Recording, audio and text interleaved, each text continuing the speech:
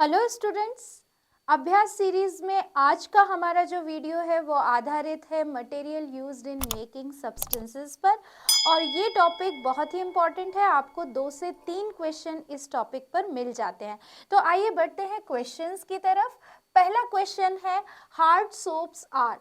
तो बच्चों सोप क्या होते हैं? फैटी एसिड और बेस का जब हम रिएक्शन करते हैं तो सेपोनिफिकेशन रिएक्शन के रिजल्टेंट हमें जो प्रोडक्ट मिलते हैं वो सोप होते हैं। ठीक है, तो बेसिकली सोप क्या होते हैं? They are the salts of long fatty acids. और जहां हम जो रिएक्टेंट है उसमें हम यूज करते हैं fatty acid plus base. Base पे 2 बेस हमारे पास हो सकते हैं। एक बेस हो सकता है हमारे पास जो कि सोडियम हाइड्रोक्साइड हो सकता है, और क्योंकि स्ट्रॉन्ग एल्कली के साथ में हम रिएक्शन कराते हैं तो एक सोडियम हाइड्रोक्साइड हो सकता है, एक पोटेशियम हाइड्रोक्साइड में हो सकता है। तो हमें कुछ सोडियम सॉल्ट्स मिलेंगे और कुछ पोटेशियम सॉल्ट्स मिलेंगे। तो यहाँ पर पूछा गया है कि जो हार्ड सोप है वो कौन से जो है वो सॉल्ट्स होते हैं। तो ऑप्शन आपको बना के दिया गया है calcium salt of higher fatty acids, तो ये तो हमारा क्या हो जाएगा? रॉन्ग हो जाएगा। Sodium salts of higher fatty acid and potassium salt of higher fatty acid, magnesium salt of higher fatty acid. तो मैग्नीशियम और कैल्शियम दोनों ही नहीं होंगे। ये दोनों सॉल्ट्स जो हैं वो वाटर से रिलेटेड हैं, तो हार्डनेस ऑफ वाटर में आप इनको पढ़ सकते हैं। लेकिन यहाँ पर जो इम्पॉर्टेंट है वो इम्पॉर्टेंट है सोडियम और पोटेशियम सॉल्ट्स। तो अब आपको एक छोटा सा पॉइंट मैं यहाँ पर बता रही हूँ कि आप लर्न कर लीजिए कि जो हार्ड सोप होते हैं वो सोडियम सॉल्ट होते हैं, तो सॉफ्ट सोल्ट क्या सोप क्या होंगे? वो पोटेशियम सॉल्ट होंगे। यदि आप दोनों ही लर्न करेंगे तो मिक्स एंड मैच हो जाएगा। तो मैं आपको सजेस्ट करूंगी कि आप हार्ड सोप लर्न करें कि हार्ड सोप सोडियम सॉल्ट होते हैं of long chain fatty acids, तो आपको सॉफ्ट सोप भी जो है वो लर्न हो जाएंगे। चलिए, तो हमारा जो ऑप्शन बनेगा वो ऑप्शन बनेगा ऑप्शन बी। यदि आपको सॉफ्ट सोप से क्वेश्चन आता है तो सॉफ्ट सोप के लिए आप याद रखेंगे पोटेशियम सॉल्ट। चलिए, नेक्स्ट क्वेश्चन है फॉर्मेशन ऑफ सोप इन्वॉल्व्स। ये जो है वो एक बहुत ही इंपॉर्टेंट क्वेश्चन है जो पूछा भी जा चुका है प्रीवियस ईयर्स में, कि जो सोप फॉर्मेशन का प्रोसेस है वो केमिकली कैसा प्रोसेस होता है। तो chemically it is a hydrolysis process. यदि आपको दूसरा ऑप्शन सेपोनिफिकेशन से आ जाए कि सेपोनिफिकेशन क्या होता है, तो वो भी सोप फॉर्मेशन का एक रिएक्शन होता है। कई बच्चे थोड़ा सा कंफ्यूज हो जाते हैं कि मैम ये हाइड्रोलिसिस कैसे हुआ। तो आइए इसको हम समझने की कोशिश करते हैं। बच्चों, जितने भी सोप होते हैं वो बनाए जाते हैं फैट या ऑयल से, और फैट या ऑयल क्या होते हैं? They are a type of esters, क्योंकि इसमें फैटी एसिड और ग्लिसरॉल प्रेजेंट होते हैं। तो जब भी हम बात करते हैं फैट की, fat are the combination of fatty acids and glycerol. तो ये तो आपने पढ़ा होगा कि जब भी फैट डाइजेस्ट होते हैं तो वो क्या बनाते हैं बच्चों? वो बनाते हैं फैटी एसिड प्लस ग्लिसरॉल। इसका मतलब है ये केमिकली यदि हम बात करें तो ये एक तरह के क्या होते हैं? ईस्टर्स होते हैं। जब हम इन एस्टर्स का रिएक्शन कराते हैं बेस के साथ में, तो 2 तरह के बेस हमने डिस्कस किए थे, NaOH और एक और मैंने बताया था आपको KOH। ठीक है, अभी हम डिस्कस कर चुके हैं। तो NaOH जो है वो टूट करके क्या करेगा? ब्रेक होकर के ब्रेक डाउन होगा, Na प्लस और OH नेगेटिव आयन बनाएगा। ये जो OH नेगेटिव आयन है वो इस एस्टर के जो ये वाला पार्ट है यानी कि COOR वाला पार्ट है, इस पार्ट के साथ में क्या हो जाएगा? ये इस पार्ट के साथ पे रिप्लेस हो जाएगा, और यहाँ पर जो है एक सॉल्ट बनेगा जिसको हम कार्बोऑक्सिलेट सॉल्ट कहते हैं। यदि ये कार्बोऑक्सिलेट सॉल्ट है और इसको H प्लस मिल जाएगा तो ये Na अलग हो जाएगा, और यहाँ पर H आने से क्या बन जाएगा? हमारे पास में कार्बोऑक्सिलिक एसिड बन जाएगा। ठीक है, esters can be hydrolyse to carboxylate salt under basic condition through a addition elimination reaction. तो 2 स्टेप में ये रिएक्शन होगी। पहले स्टेप में एडिशन होगा और दूसरे स्टेप में क्या होगा? एलिमिनेशन होगा। Subsequent treatment of carboxylate with strong acid give carboxylic acid. ठीक है, चलिए, the carboxylate of fatty acids are traditionally obtain by the hydrolysis of fat, इसको बहुत अच्छे से लर्न कर लीजिए, by the hydrolysis of fat with a base, और वो बेस क्या होंगे, वो होंगे स्ट्रॉन्ग एल्कली लाइक NaOH और KOH. Since many of these fatty acid carboxylate are traditionally used as soap, for example sodium palmitate, this process is commonly referred to as saponification, क्योंकि Latin word सेपो से ये word originate हुआ है.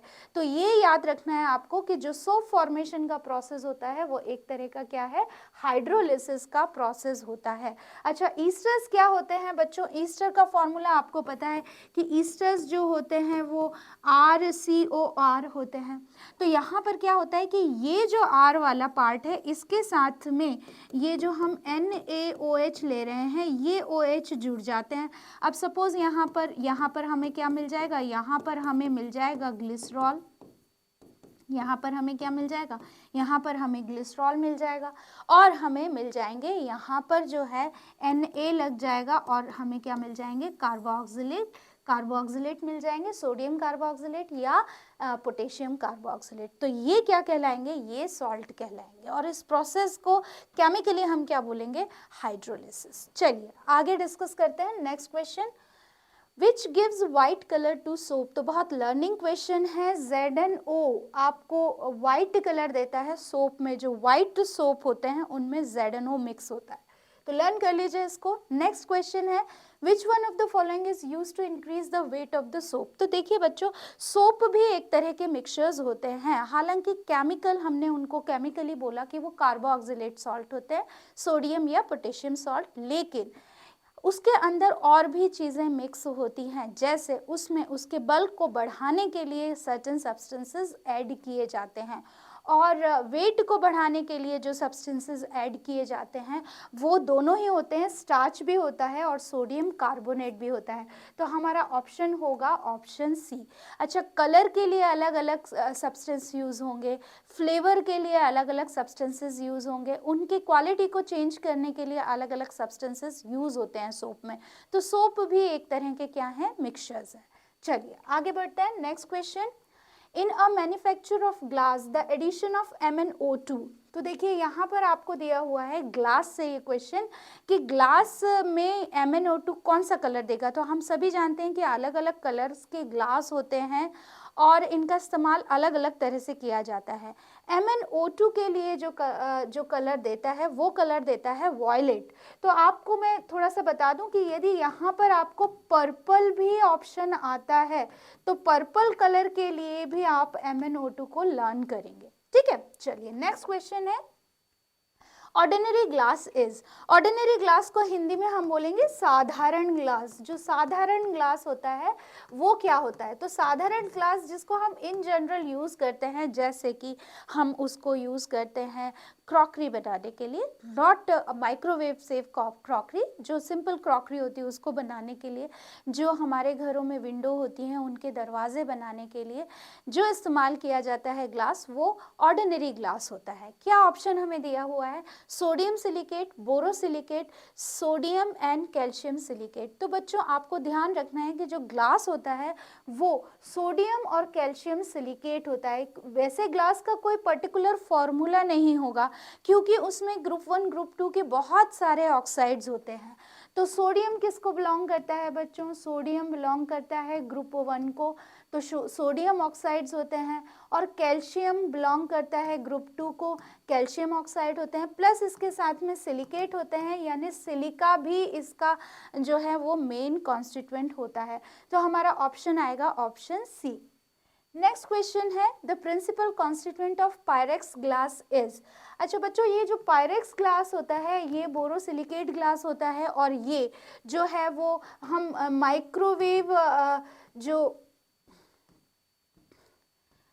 Crockery है उसको बनाने के लिए इसका इस्तेमाल किया जाता है। इवन बोरोसिलिकेट या पायरेक्स ग्लास का इस्तेमाल किया जाता है जो लैब में हम यूज़ करते हैं, flask and beaker, test tube, उन सबको बनाने के लिए।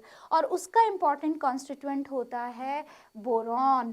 किसके फॉर्म में? B2O3 के फॉर्म में, वहाँ पर ग्लास में मिक्स होता है बोरॉन। तो आप लर्न कर लीजिए इसको, ये भी बहुत इंपॉर्टेंट क्वेश्चन है।